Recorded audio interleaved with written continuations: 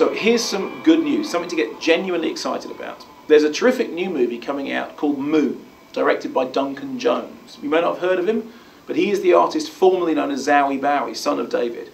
And it's a really intelligent, gripping science fiction movie that's being released to coincide with the 40th anniversary of man first landing on the moon back in 1969. Sam Bell reporting to Central. Everything running smoothly. Over and out. Rock and roll. God bless America.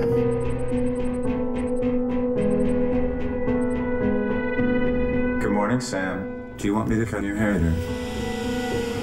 I'm gonna go out. Okay, Sam.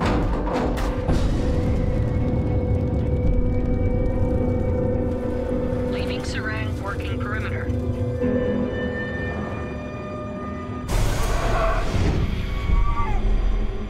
Now, although mankind may not have taken that giant leap until the late 1960s, filmmakers have been going to the moon since the birth of cinema itself. I mean, think back 1902, Georges Méliès's La Voyage dans la Lune. Go forward a little while to the 1920s, Fritz Lang taking us there in a rocket.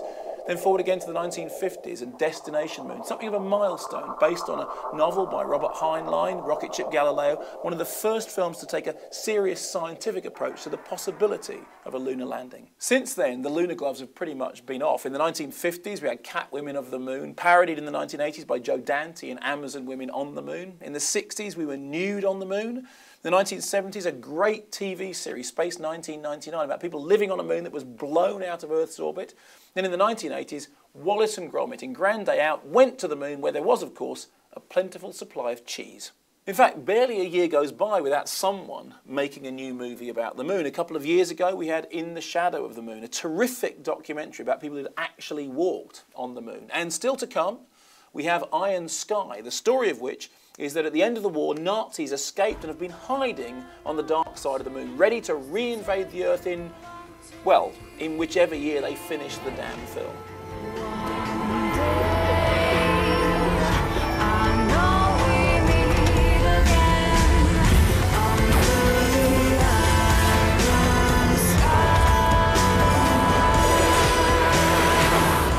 But of course, the big daddy of moon movies is Stanley Kubrick's 2001.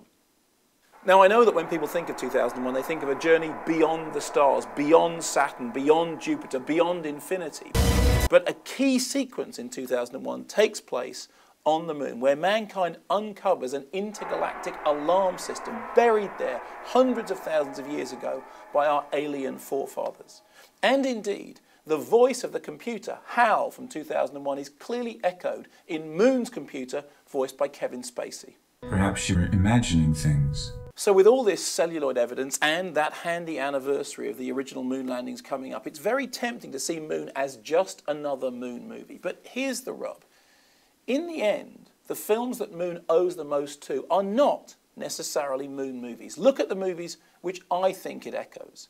To me, it reminds me of The Loneliness of Silent Running, a film in which Bruce Dern is cast adrift in space with no one to talk to but machines and himself, an element which is very clearly echoed in the central character of Moon, played by Sam Rockwell, who is effectively alone on the lunar surface for most of the movie's running time. It also echoes Andrei Tarkovsky's Solaris, about somebody going beyond the bounds of human interaction and eventually looking within themselves rather into outer space. Then we have the conspiracy element of a film like Soylent Green. You'll remember that the climax of Soylent Green is the realization that people are being recycled. Once again, that's a theme that is very potently expressed in Moon. And of course, Capricorn 1, about faked landings on Mars. There is a very strong element of paranoid conspiracy in Moon. You see, in the end, science fiction films are very rarely about the thing that they seem to be about. The science fiction is just dressing. It's just a way of enabling you to look inside. And if you don't believe me, take a look at The Ninth Configuration, one of my favourite movies from Exorcist creator William Peter Blatty. That movie takes the story of an astronaut who is paranoid about the loneliness of going to the moon and uses it as a springboard to discuss the existence or non-existence of God, a subject which has troubled many people who have actually been to the moon.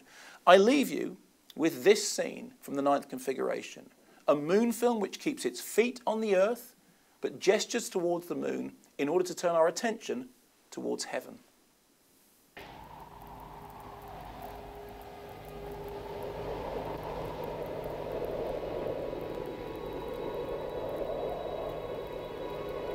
Captain Cutcho, Vincent. In order for life to have appeared spontaneously on Earth, there first had to be hundreds of millions of protein molecules of the 9th configuration. Vincent. But given the size of the planet Earth, do you know how long it would take for just one of these protein molecules to appear entirely by chance? Vincent. Roughly 10 to the 243rd power billions of years. And I find that far, far more fantastic than simply believing in a God.